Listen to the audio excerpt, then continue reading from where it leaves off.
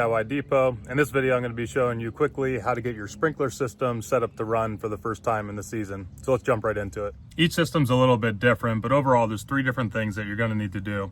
Number one, you're going to need to get your backflow preventer assembly set up correctly, which yours might already be connected. Mine happens to detach. So we'll work on getting that set up correctly.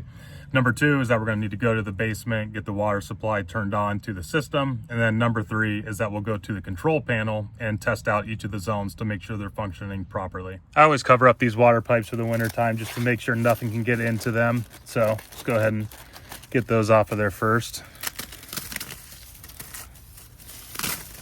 Next, we'll go ahead and set up the backflow preventer assembly here. So this just makes sure that water is only flowing from your house to your sprinkler system, and that water is not going to be able to come from the sprinkler system side and go back into your house. So this is a very important device in any sprinkler system. So let's go ahead and get this connected up. You shouldn't need any type of thread seal tape or anything like that for these PVC connections.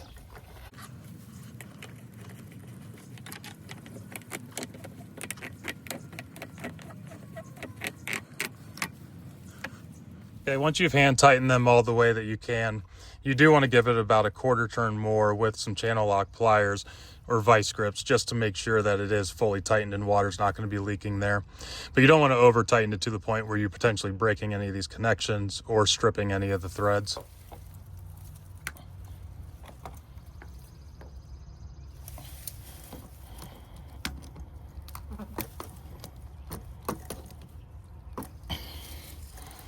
Now, before we go and do the house and actually turn on the water to the system, we do need to just make sure everything here is in the correct position. So these are just valves to shut off the water before the backflow preventer and after the backflow preventer. So I'm going to turn those into the on position, which should be parallel with the direction that the pipe is running. And then there's these test cocks here, which for the winter time, you should have had them at a 45-degree angle. This allows water to enter and exit the system freely without potentially maybe having some water that's trapped inside that could freeze up and then either burst this connection or damage the system. So there's one before and after. And for each of those, we want to turn those perpendicular so that water isn't just going to spray out of here whenever we turn on the system in the basement. So just turn each of those perpendicular.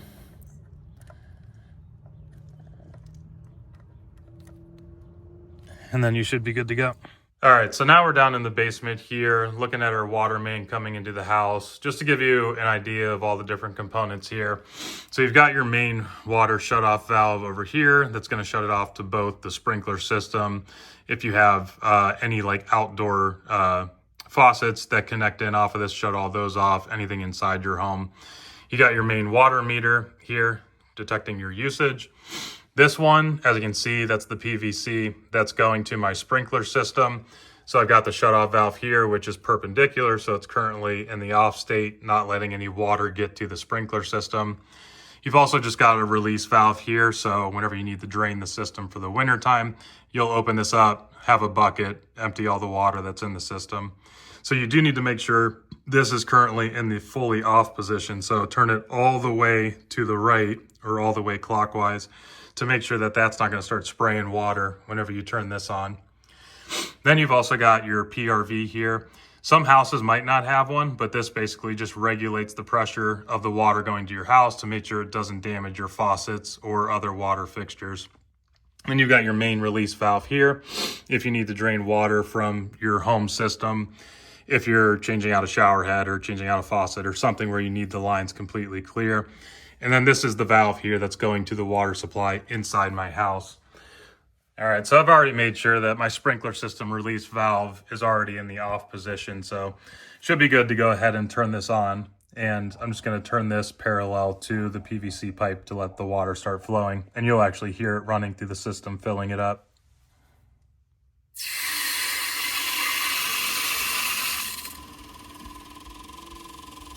Then just take one more quick look at your backflow preventer assembly here. Just make sure everything's tightened up. There's no leaks.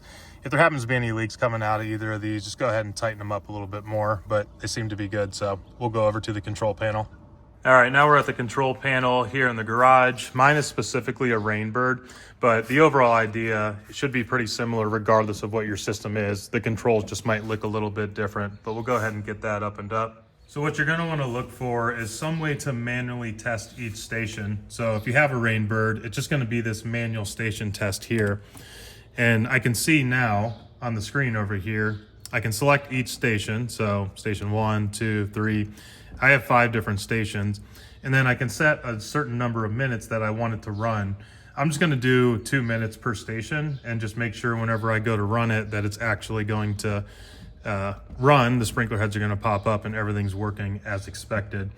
So we'll go ahead and test this one out. This one here just says hold to manually start, so press that. And then we'll go out and check the yard and make sure those sprinklers are working. Okay, so we can see those starting to pop up. A little bit of air in the system from over the winter, but those seem to be working well. So now we'll go ahead and repeat that for the rest of the zones in the yard. So then you would just come back here, go ahead, set the next station that you want to run, do the same thing until you've successfully tested all your stations and confirm that they're working as expected. That's pretty much all there is to it though. If you got value from this video, I appreciate a thumbs up. Otherwise, we'll see you here on the next one.